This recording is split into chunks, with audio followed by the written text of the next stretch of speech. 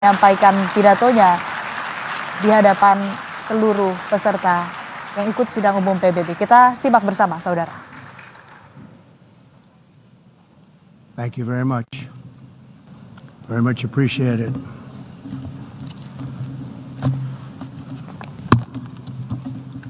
And I don't mind making this speech without a teleprompter, because the teleprompter is not working. I feel very happy to be up here with you nevertheless, and that way you speak more from the heart. I can only say that whoever's operating this teleprompter is in big trouble.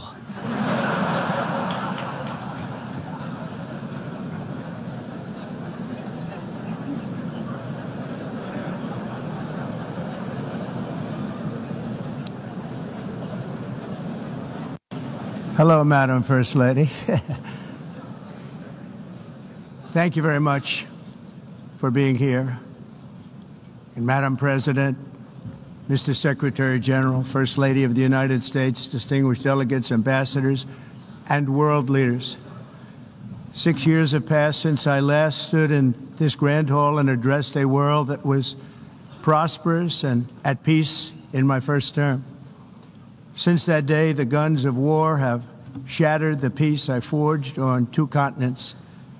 An era of calm and stability gave way to one of the great crises of our time. And here in the United States, 4 years of weakness, lawlessness, and radicalism under the last administration delivered our nation into a repeated set of disasters. 1 year ago, our country was in deep trouble, but today, just 8 months into my administration, we are the hottest country anywhere in the world, and there is no other country even close. America is blessed with the strongest economy, the strongest borders, the strongest military, the strongest friendships, and the strongest spirit of any nation on the face of the earth. This is indeed the golden age of America. We are rapidly reversing the economic calamity we inherited from the previous administration, including ruinous price increases and record-setting inflation like we've never had before.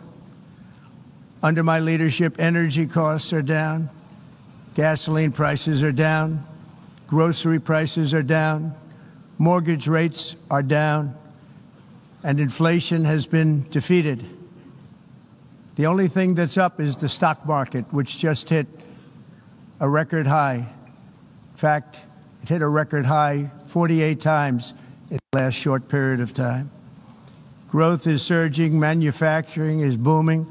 The stock market, as I said, is doing better than it's ever done. And all of you in this room benefit by that. Almost everybody. And importantly, workers' wages are rising at the fastest pace in more than 60 years. And that's what it's all about, isn't it?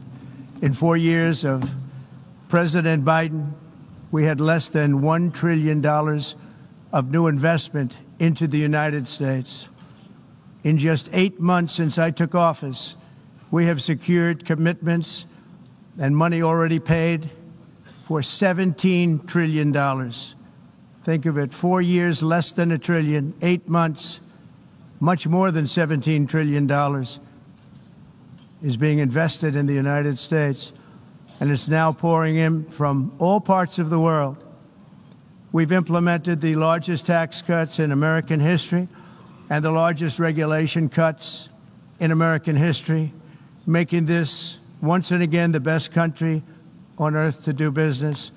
And many of the people in this room are investing in America, and it's turned out to be an awfully good investment during this 8-month period. In my first term, I built the greatest economy in the history of the world. We had the best economy ever, history of the world. And I'm doing the same thing again, but this time it's actually much bigger and even better. The numbers far surpass my record-setting first term. On our southern border, we have successfully repelled a colossal invasion.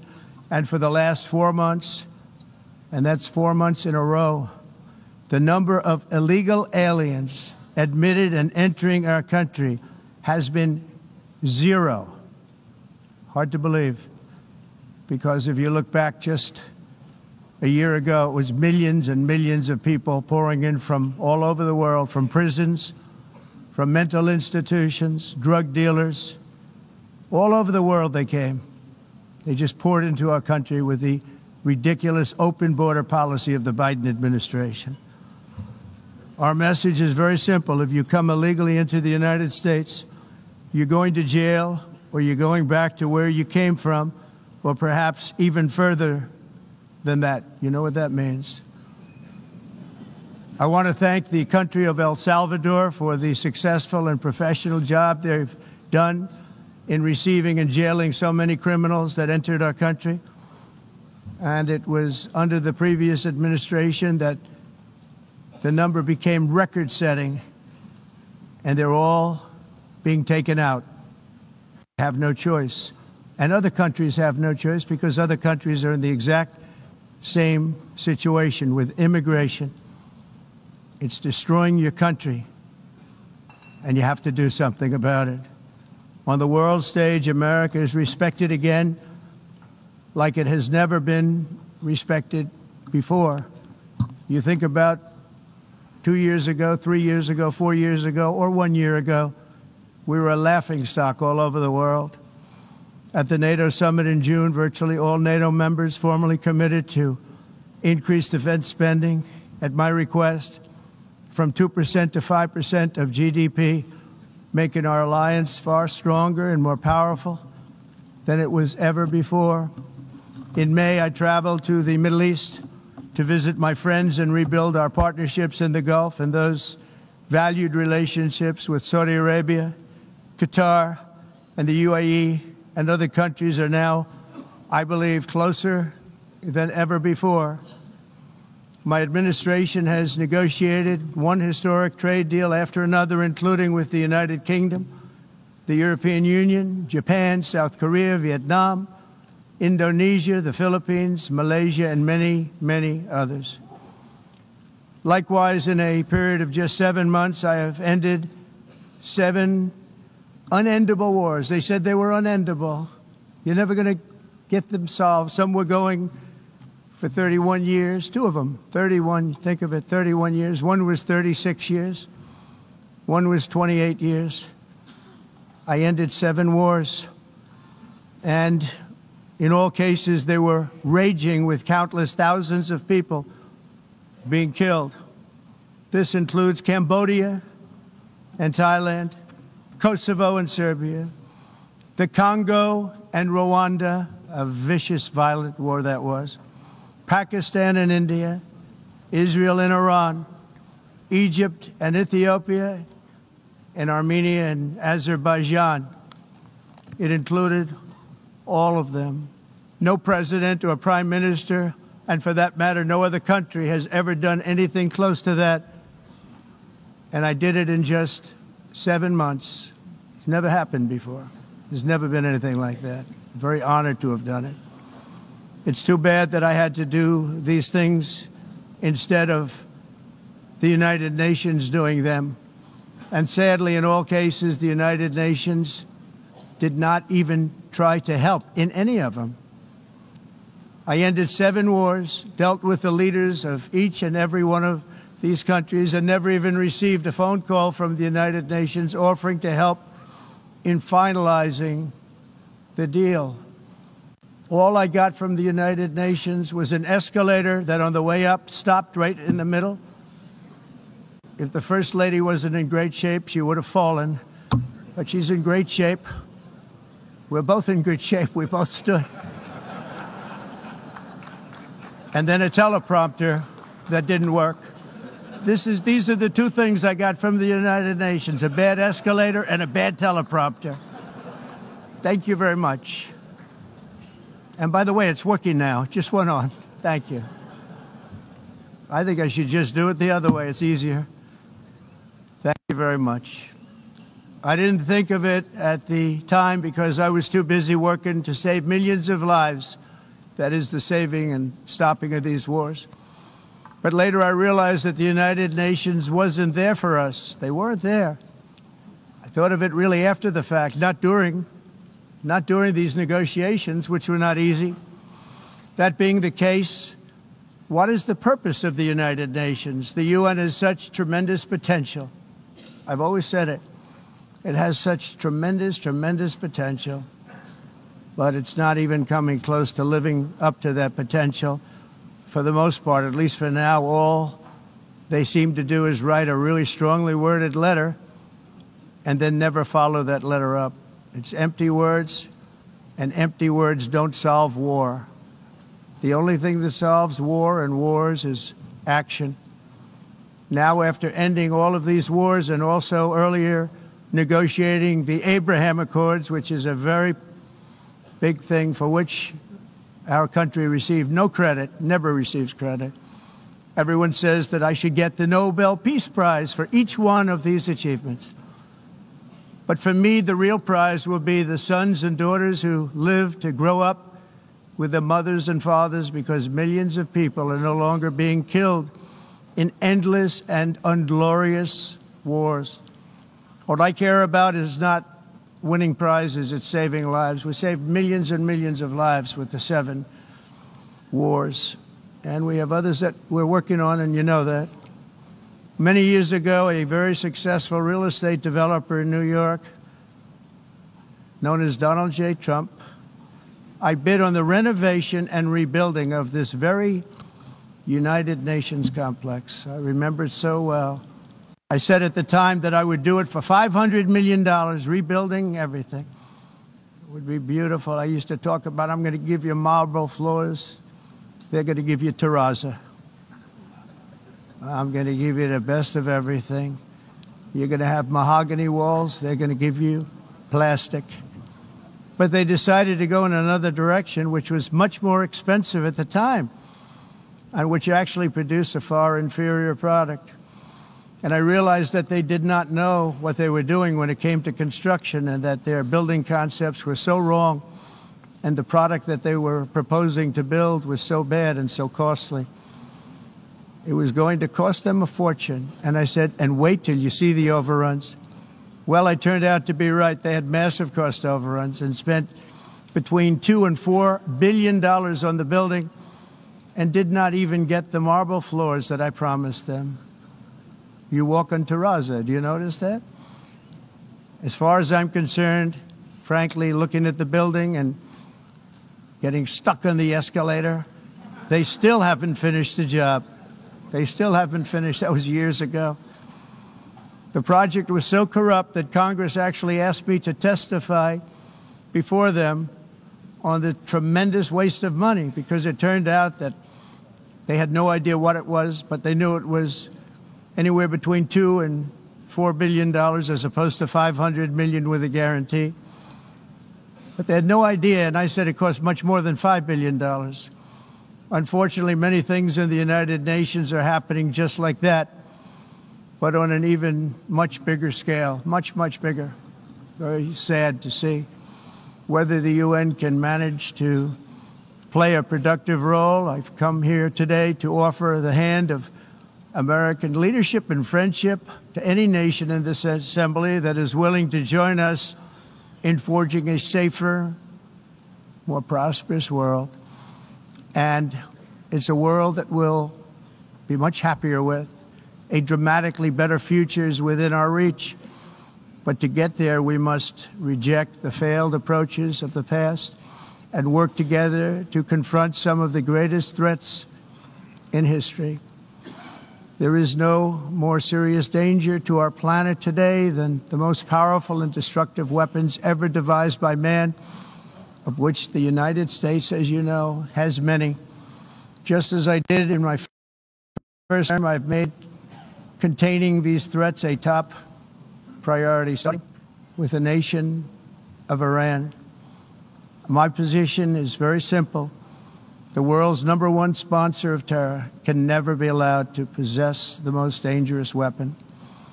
That's why, shortly after taking office, I sent the so-called Supreme Leader a letter making a generous offer. I extended a pledge of full cooperation in exchange for a suspension of Iran's nuclear program. The regime's answer was to continue their constant threats to their neighbors and U.S. interests throughout the region and some great countries that are right nearby. Today, many of Iran's former military commanders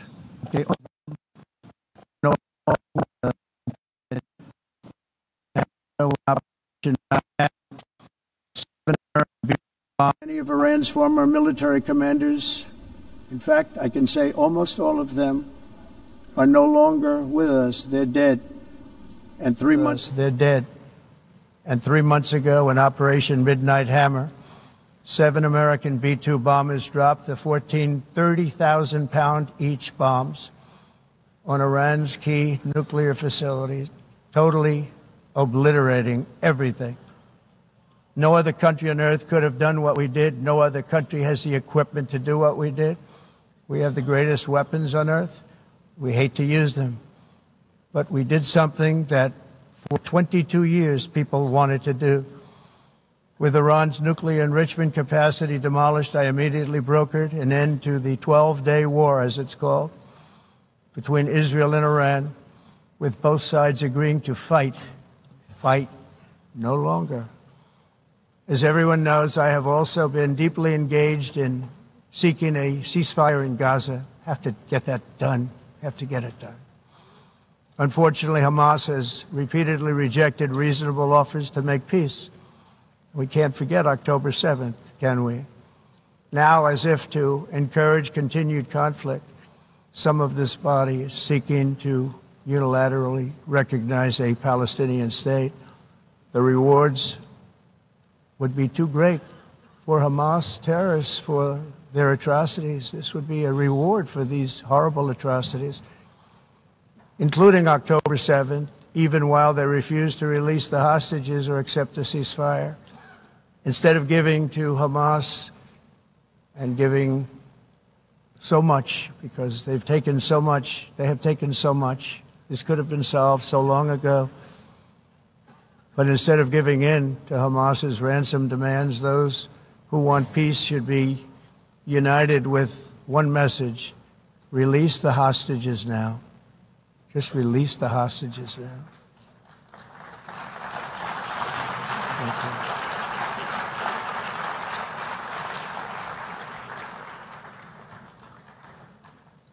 Thank you.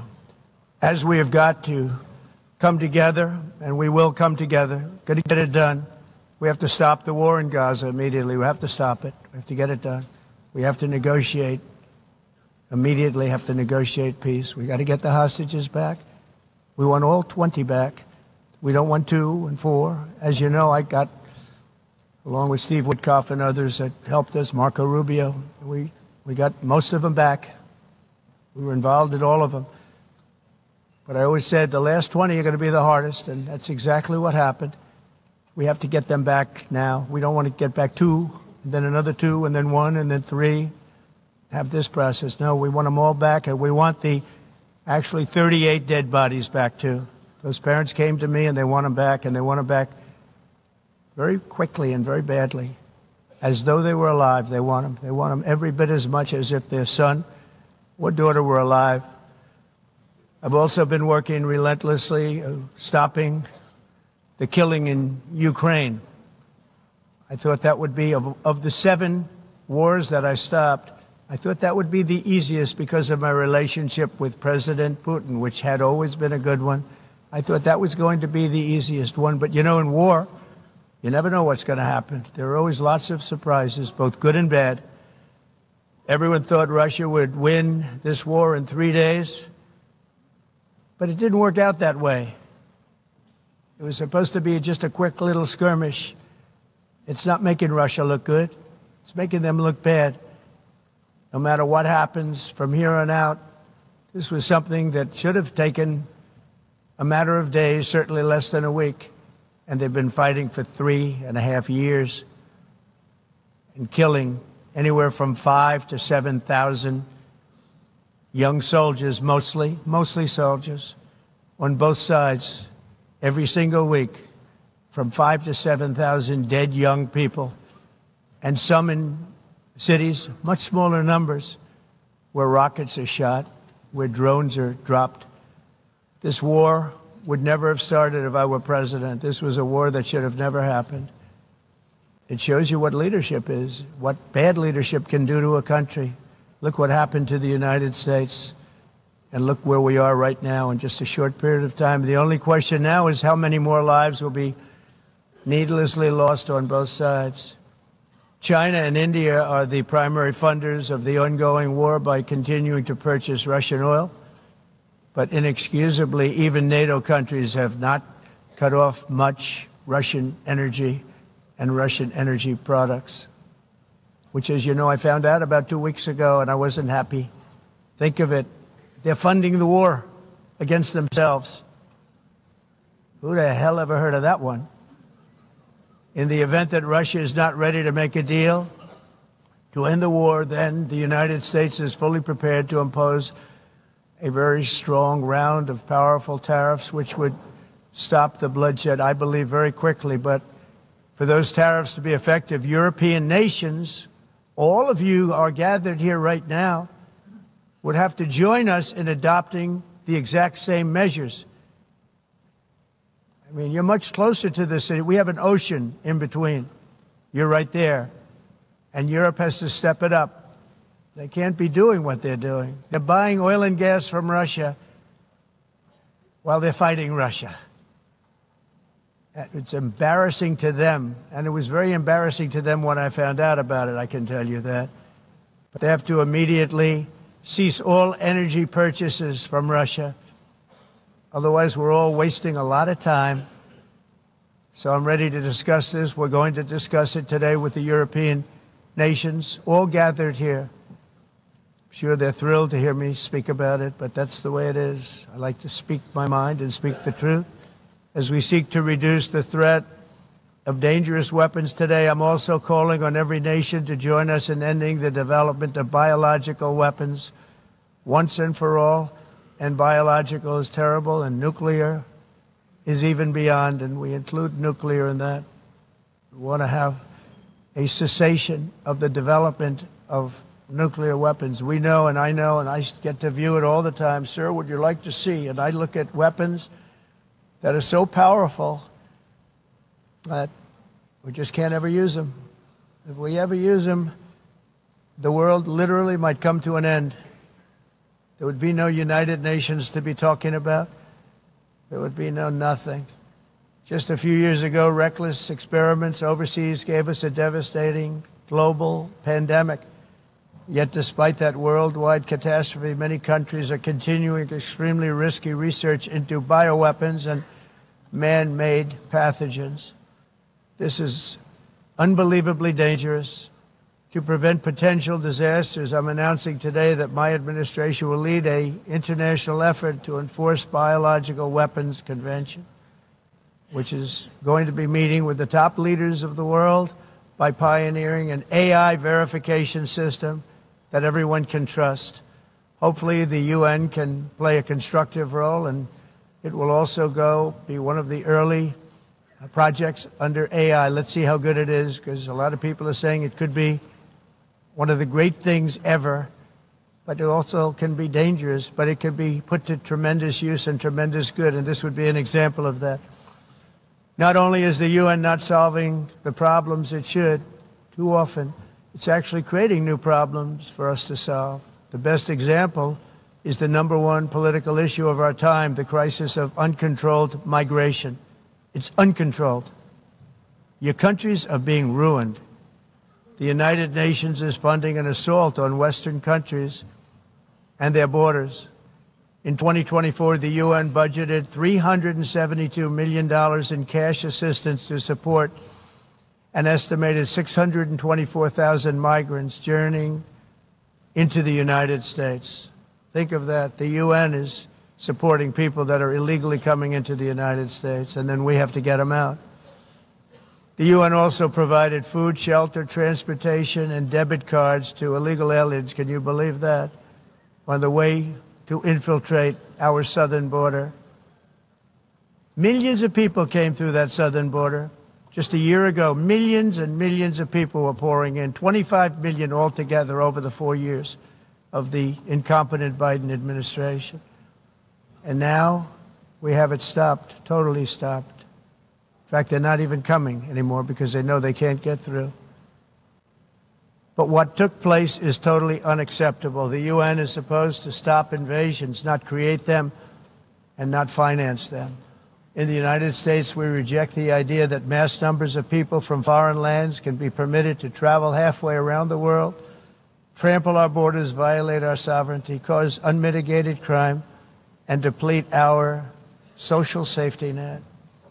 We have reasserted that America belongs to the American people, and I encourage all countries to take their own stand in defense of their citizens as well. You have to do that because I see it. I'm not mentioning names. I see it, and I can call every single one of them out. You're destroying your countries. They're being destroyed. Europe is in serious trouble. They've been invaded by a force of illegal aliens like nobody's ever seen before. Illegal aliens are pouring into Europe. Nobody is ever, and nobody's doing anything to change it, to get them out. It's not sustainable. And because they choose to be politically correct, they're doing just absolutely nothing about it. And I have to say, I look at London where you have a terrible mayor, terrible, terrible mayor. And it's been so changed, so changed. Now they want to go to Sharia law. But you're in a different country. You can't do that. Both the immigration and their suicidal energy ideas will be the death of Western Europe if something is not done immediately. This cannot be sustained. What makes the world so beautiful is that each country is unique. But to stay this way, every sovereign nation must have the right to control their own borders. You have the right to control your borders, as we do now, and to limit the sheer numbers of migrants entering their countries and paid for by the people of that nation that were there and that built that particular nation at the time. They put their blood, sweat, tears, money into that country, and now they're being ruined.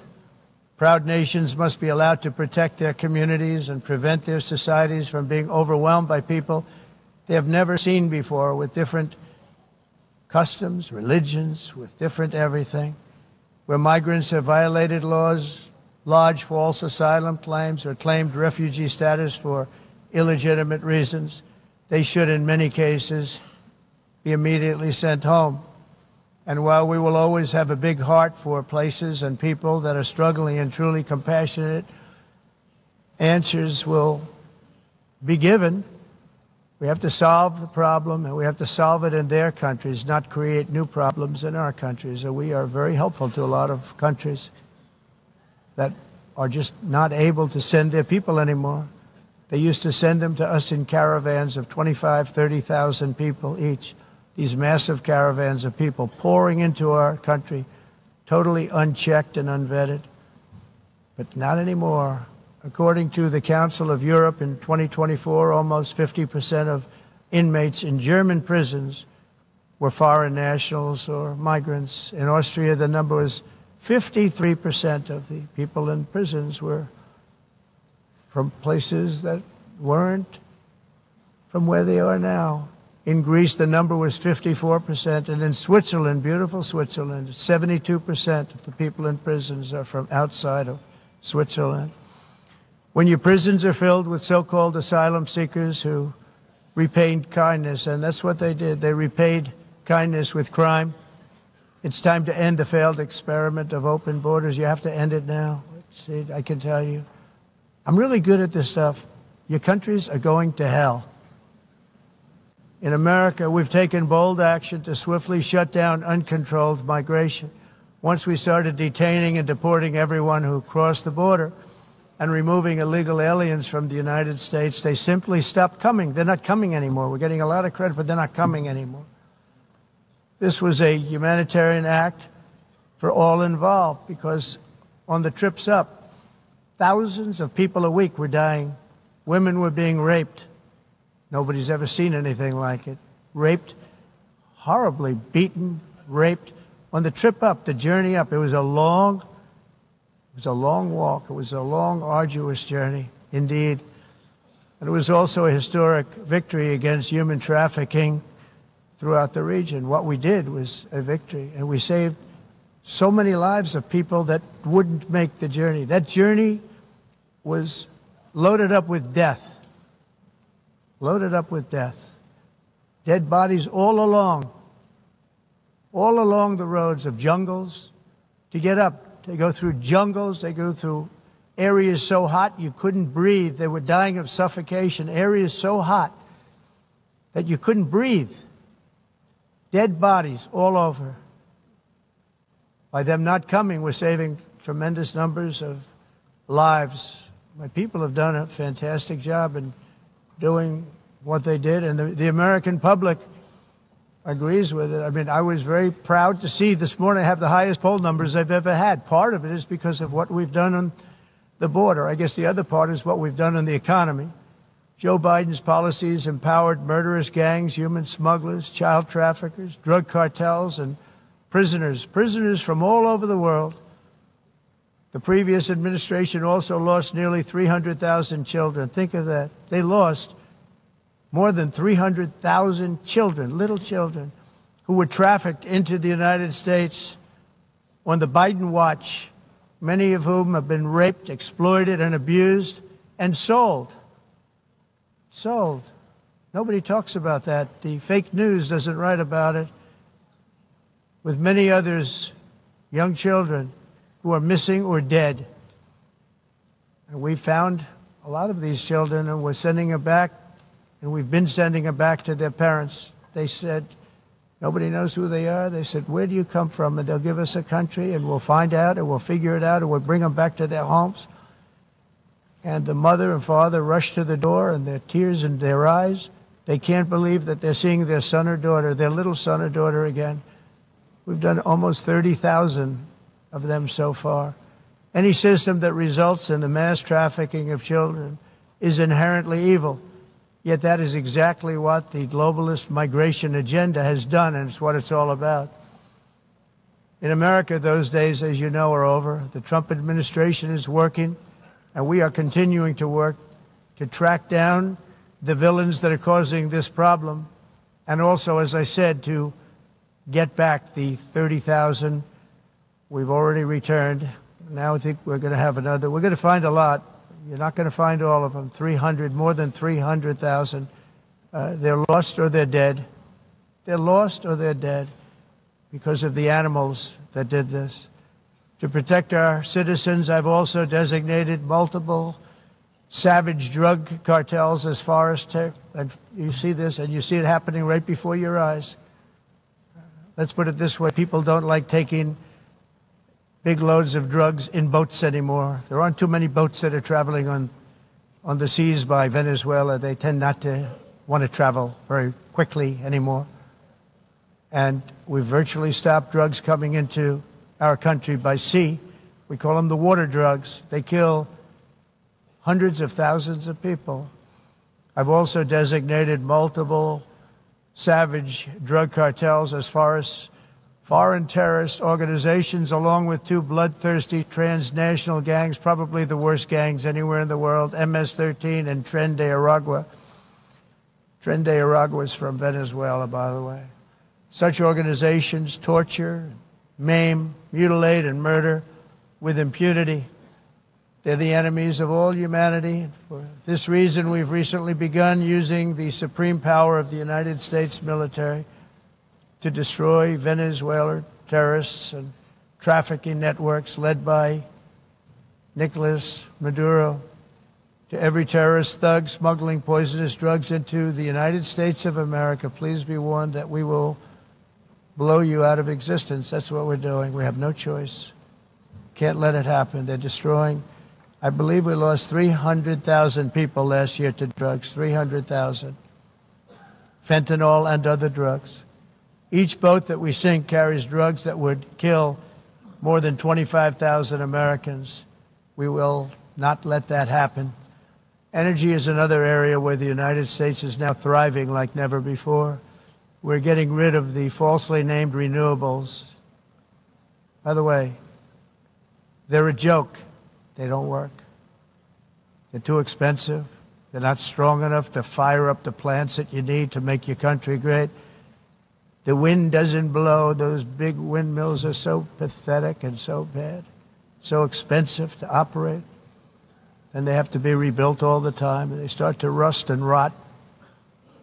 Most expensive energy ever conceived, and it's actually energy. You're supposed to make money with energy, not lose money. You lose money, the governments have to subsidize. You can't put them out without massive subsidies. And most of them are built in China, and I give China a lot of credit. They build them, but they have very few wind farms. So why is it that they build them and they send them all over the world, but they barely use them? You know what they use? Coal. They use gas. They use almost anything, but they don't like wind. But they sure as hell like selling the windmills. Europe, on the other hand, has a long way to go, with many countries being on the brink of destruction because of the green energy agenda. And I give a lot of credit to Germany. Germany was being led down a very sick path, both on immigration, by the way, and on energy. They were going green, and they were going bankrupt. And the new leadership came in, and they went back to where they were, with fossil fuel and with nuclear, which is good. It's now safe, and you can do it properly. But they went back to where they were, and they opened up a lot of different plants, energy-producing plants, and they're doing well. I give Germany a lot of credit for that. They've said this is a disaster, what's happening. They were going all green. All green is all bankrupt. That's what it represents. And it's not politically correct. I'll be very badly criticized for saying it, but I'm here to tell the truth. I don't care. It doesn't matter to me. I'm in New York City. I'm feeling a lot safer. Crime, we're getting crime down. And by the way, speaking of crime, Washington, D.C. Washington, D.C. was the crime capital of America. Now it's after 12 days, it's a totally safe city. Everyone's going out to dinner. They're going out to restaurants. Your wife can walk down the middle of the street with or without you. Nothing's going to happen. My people have done a fantastic job. And yes, I called in the National Guard, and the National Guard took care of business. And they weren't politically correct, but they took care of business. We got 1,700 career criminals out, brought them back to where they came from, the countries where they came from, or put them in jails. Washington, D.C. is now a totally safe city again, and I welcome you to come. In fact, we'll have dinner together at a local restaurant, and we'll be able to walk. We don't have to go by an armor-plated vehicle. We'll walk right over there from the White House. They've given up their powerful edge, a lot of the countries that we're talking about, in oil and gas, such as essentially closing the great North Sea oil. Oh, the North Sea, I know it so well. Aberdeen was the oil capital of Europe, and there's tremendous oil that hasn't been found in the North Sea. Tremendous oil. And I was with the Prime Minister I respect and like a lot, and I said, you're sitting with the greatest asset. They essentially closed it by making it so highly taxed that no developer, no oil company can go there. They have tremendous oil left, and more importantly, they have tremendous oil that hasn't even been found yet. And what a tremendous asset for the United Kingdom.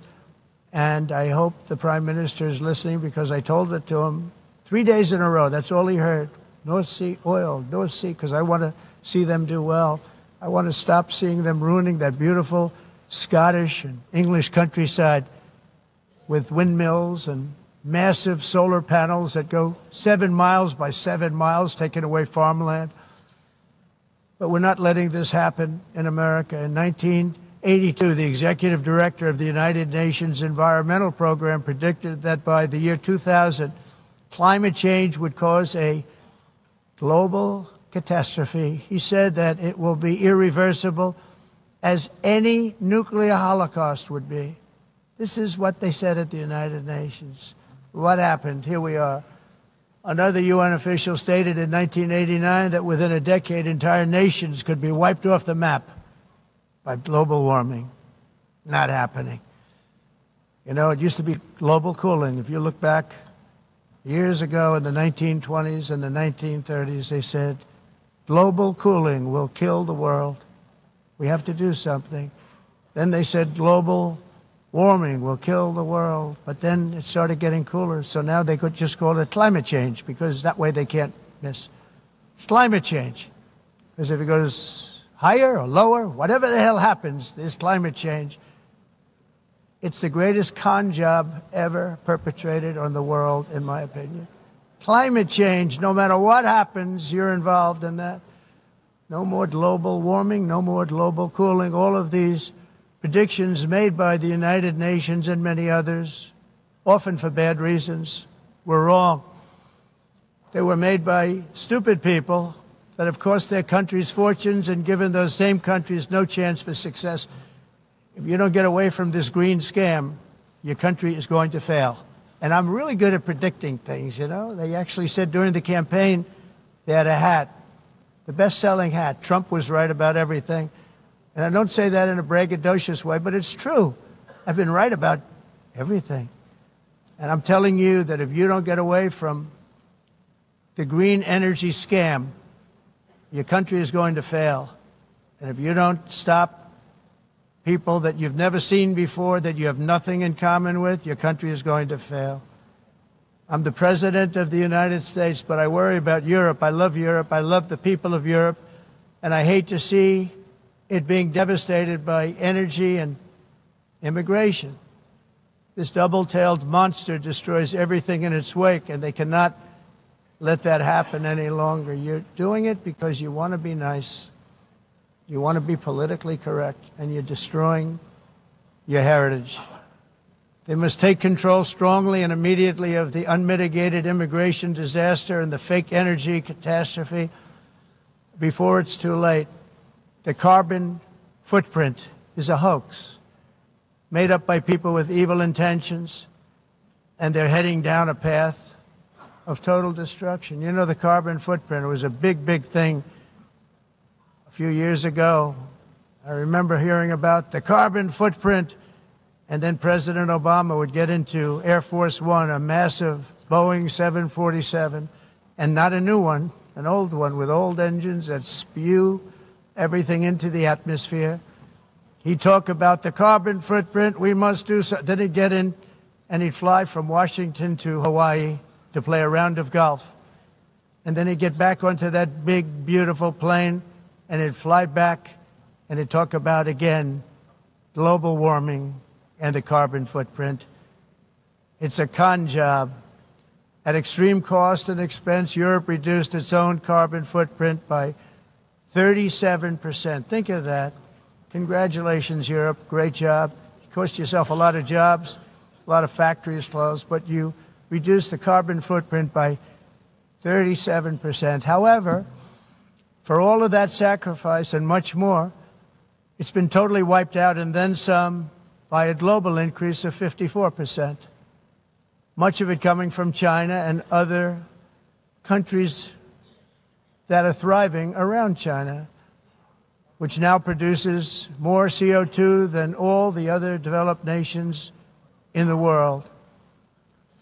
So all of these countries are working so hard on the carbon footprint, which is nonsense, by the way. It's nonsense. You know, it's interesting. In the United States, we have still radicalized environmentalists, and they want the factories to stop. Everything should stop. No more cows. We don't want cows anymore. I guess they want to kill all the cows. They want to do things that are just unbelievable, and you have it too. But you know, we have a border, strong, and we have a shape, and that shape doesn't just go straight up. That shape is amorphous when it comes to the atmosphere. And if we had the most clean air, and I think we do, we have very clean air. We have the cleanest air we've had in many, many years. But the problem is that other countries, like China, which has air that's a little bit rough, it blows. And no matter what you're doing down here, the air up here tends to get very dirty because it comes in from other countries where their air isn't so clean. And the environmentalists refuse to acknowledge that. Same thing with garbage. In Asia, they dump much of their garbage right into the ocean. And over about a 1 week and 2 week journey, it flows right past Los Angeles. You've seen it. Massive amounts of garbage, almost too much to do anything about, flowing past Los Angeles, past San Francisco, and then somebody will get in trouble because he dropped a cigarette on the beach. The whole thing is crazy. The primary effect of these brutal green energy policies has not been to help the environment, but to redistribute manufacturing and industrial activity from developed countries that follow the insane rules that are put down to polluting countries that break the rules and are making a fortune. They're making a fortune.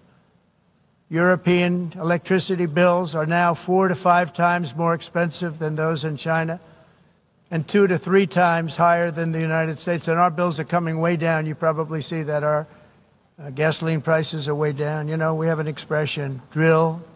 Nós reduzimos os custos de energia porque nós faremos, como a expressão, vamos fazer tudo isso, reduzir os custos. Heat-related deaths annually, that's a lot. Europe loses more than 175,000 people to heat deaths each year because the costs are so expensive you can't turn on an air conditioner. What is that all about? That's not Europe. That's not the Europe that I love and know. All in the name of pretending to stop the global warming hoax. The entire globalist concept of asking successful industrialized nations to inflict pain on themselves and radically disrupt their entire societies must be rejected completely and totally, and it must be immediate. That's why in America I withdrew from the fake Paris Climate Accord, where, by the way, America was paying so much more than every country. Others weren't paying. China didn't have to pay until 2030. Russia was given an old standard that was easy to meet, a 1990 standard. But for the United States, we're supposed to pay like $1 trillion. And I said, this is another scam. The fact is, the United States has been taking $1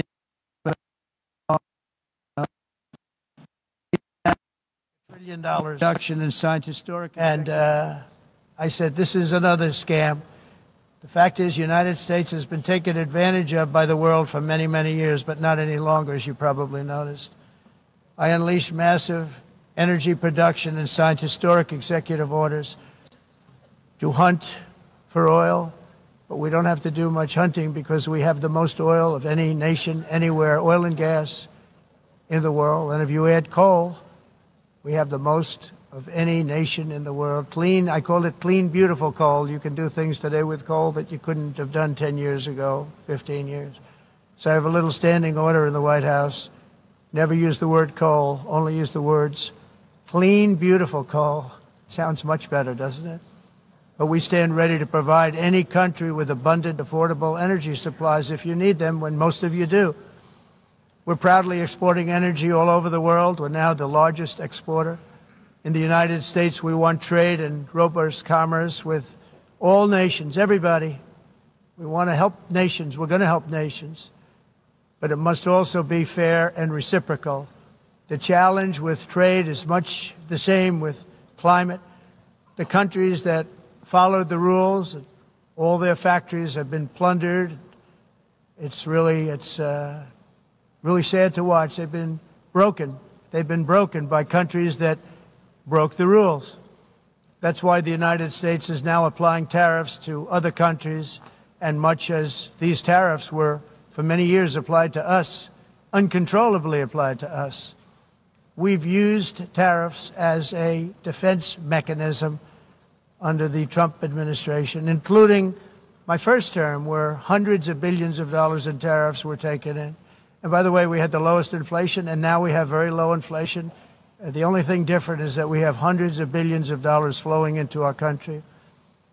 But this is how we will ensure that the system works for everyone and is sustainable into the future. We're also using tariffs to defend our sovereignty and security throughout the world, including against nations that have taken advantage of former U.S. administrations for decades, including the most corrupt, incompetent administration in history, the sleepy Joe Biden administration. Brazil now faces major tariffs in response to its unprecedented efforts to interfere in the rights and freedoms of our American citizens and others, with censorship, repression, weaponization, judicial corruption, and targeting of political critics in the United States. I have a little problem saying this because I must tell you, I was walking in and the leader of Brazil was walking out. We saw him and I saw him, he saw me, and we embraced. And then I'm saying, can you believe I'm going to be saying this in just 2 minutes? But we actually agreed that we would meet next week. We didn't have much time to talk, like about 20 seconds. They were in retrospect, I'm glad I waited because this thing didn't work out too well. But we did talk. We had a good talk, and we agreed to meet next week, if that's of interest. But he seemed like a very nice man, actually. He liked me, I liked him. But if you, and I only do business with people I like. When I don't like them, I don't like them.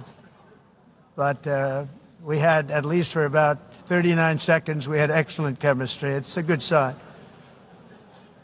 But also in the past, Brazil, can you believe this, unfairly tariffed our nation, but now because of our tariffs, we are hitting them back, and we're hitting them back very hard. As president, I will always defend our national sovereignty and the rights of American citizens. So I'm very sorry to say this, that Brazil is doing poorly and will continue to do poorly. They can only do well when they're working with us.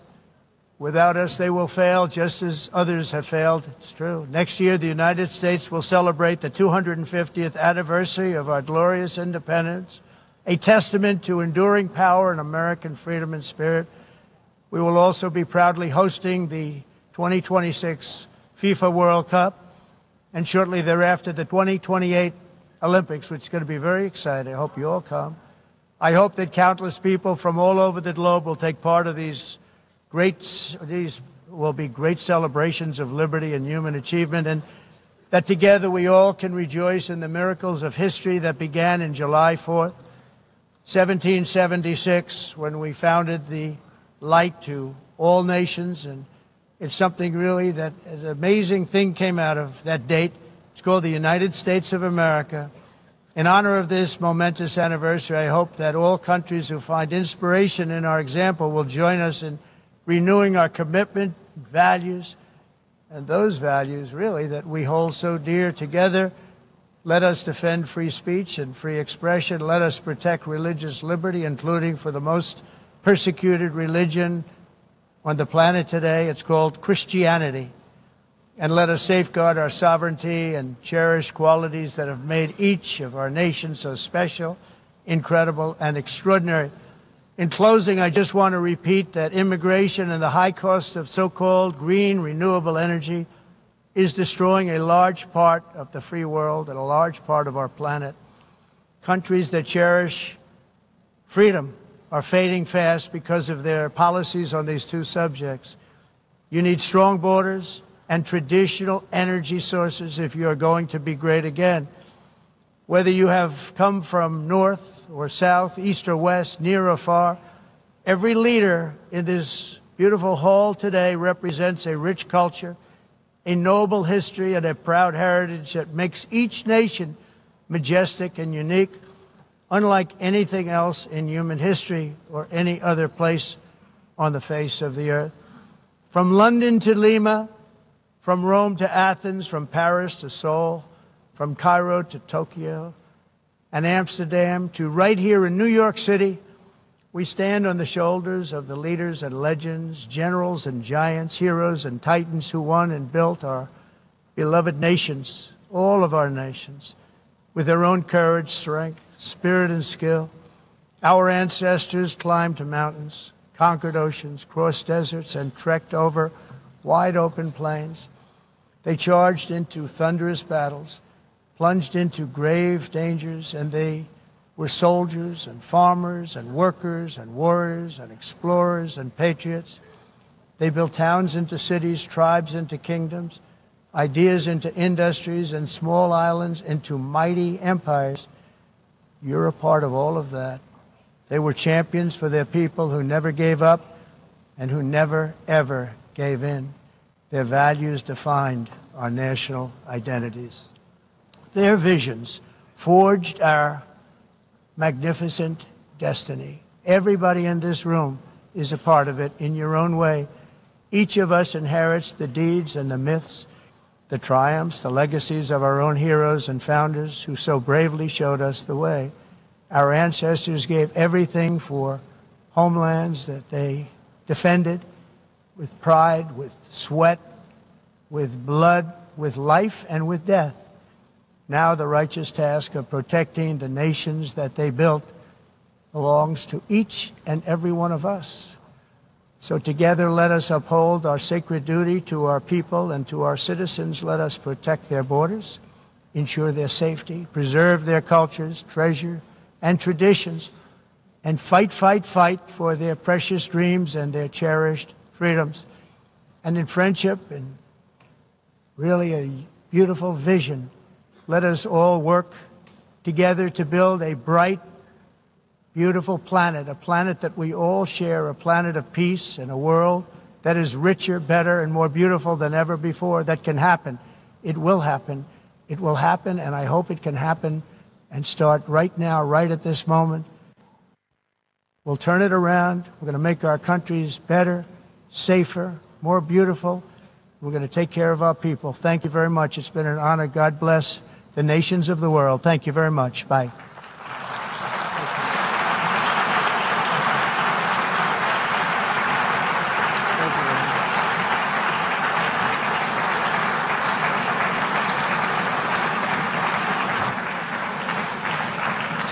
On behalf of the Assembly, I wish to thank the President of the United States. Ya, saudara, saya Rahmat Ibrahim memandu Anda di Breaking News Kompas TV. Ini dia yang Anda saksikan adalah bagaimana jalannya Sidang Umum ke-80 PBB yang dilaksanakan di New York, Amerika Serikat. Tadi kita simak bersama bagaimana paparan pidato yang disampaikan oleh Presiden Amerika Serikat Donald Trump sebagai urutan kedua setelah tadi yang pertama ada Presiden Brasil Lula da Silva yang menyampaikan pidatonya yang pertama. Kemudian juga tadi kita simak bagaimana di urutan kedua ada Presiden Amerika Serikat Donald Trump yang tadi membahas